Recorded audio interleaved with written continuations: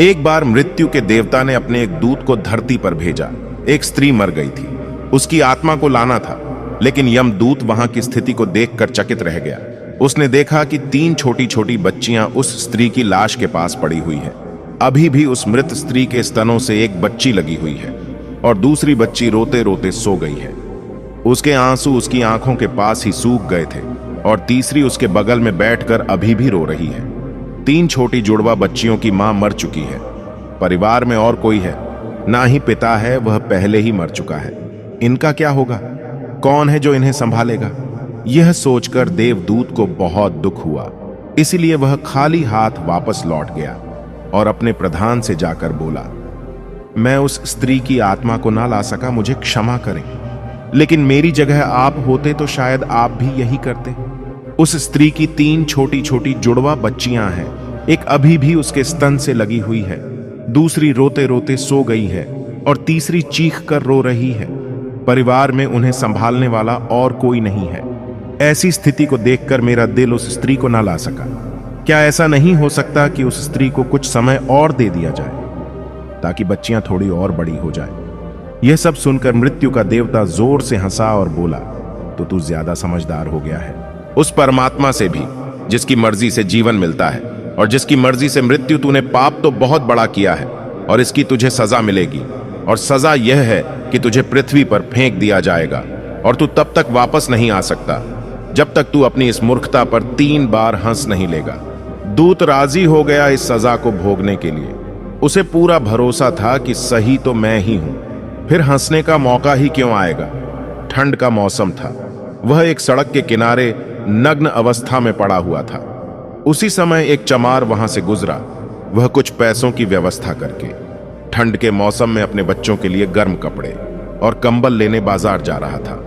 रास्ते में उसने एक नग्न व्यक्ति को ठंड में ठिठुरते हुए देखा तो चमार को उस व्यक्ति पर दया आ गई। उसने अपने बच्चों के लिए गर्म कपड़े और कंबल लेने की बजाय उस नग्न दूत के लिए कपड़े और कंबल खरीद लिए।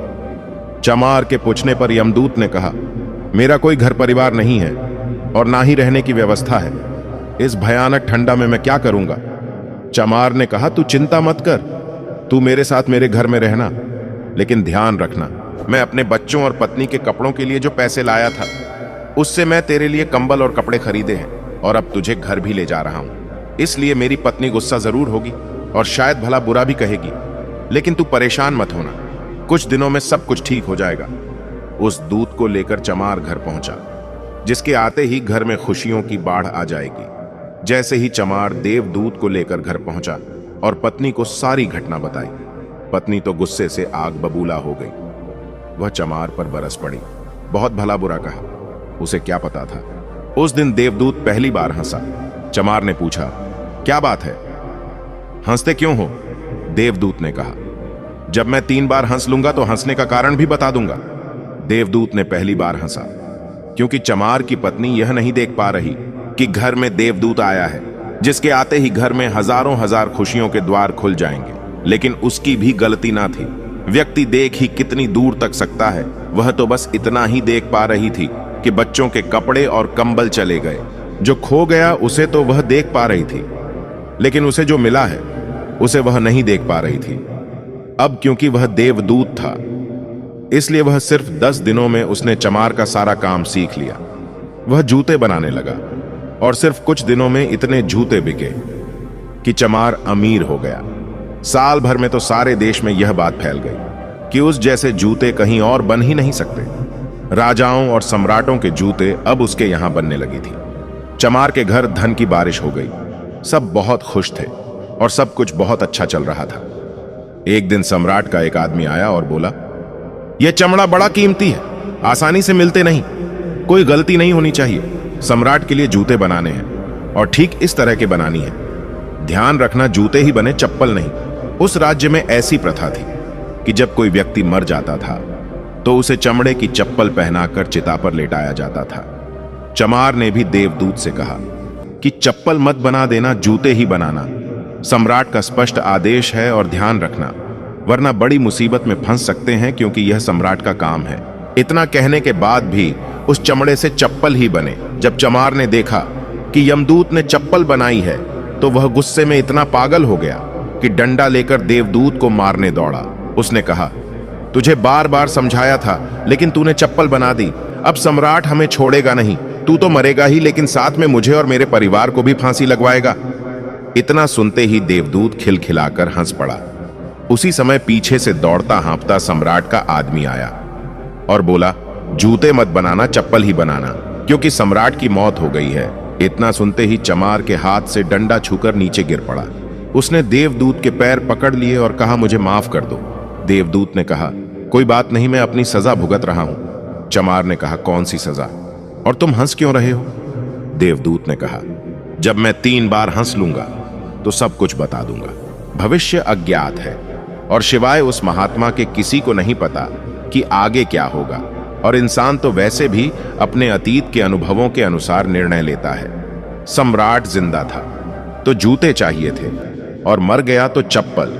देवदूत दोबारा हंसा, यह सोचकर कि भविष्य हमें झांत नहीं और हम आकांक्षाएं करते रहते हैं, अनुमान लगाते हैं जो कि पूरी तरह व्यर्थ है।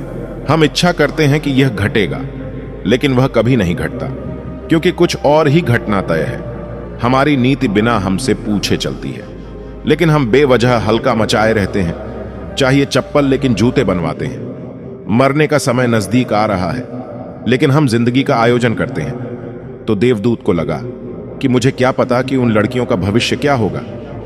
मैं बेवजह ही बीच में पड़ा। यही सब सोचकर अपनी मूर्खता पर आज देवदूत खिलखिलाकर हंसा था। इसी प्रकार कुछ वर्षों बाद एक तीसरी घटना घटी है। देवदूत चमार की दुकान पर बैठकर जूते बना रहा था। तभी वहां 3 जवान लड़कियां एक बूढ़ी औरत के साथ आई। उन दिनों की शादी होने वाली थी, तो अपने लिए जूते का नाप देने आई थी। देवदूत उन्हें देखते ही पहचान गया कि यह वही तीनों लड़कियां हैं जिन्हें वह उनकी मृत मां के पास छोड़कर आया था, जिनके कारण आज वह यह सजा भुगत रहा है। वह तीनों देखने में स्वस्थ थी, सुंदर थी, जैसे यह लग रहा था कि वह बड़े घरों में पली बढ़ी है।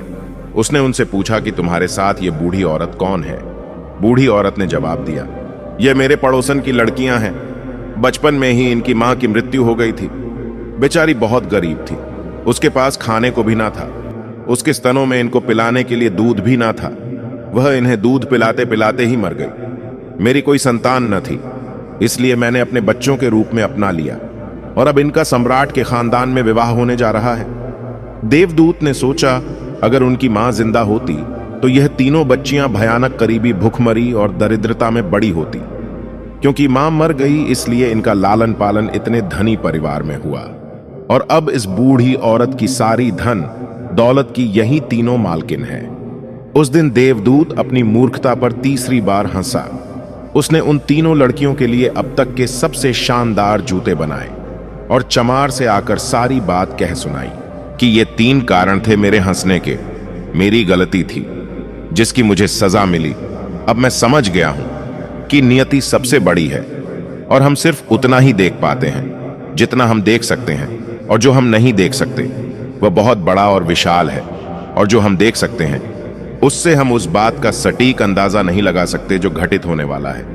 मैं अपनी मूर्खता पर 3 बार हंस चुका हूं। मेरा दंड पूरा हुआ, इसलिए अब मैं चलता हूं। और देवदूत वहां से चला गया।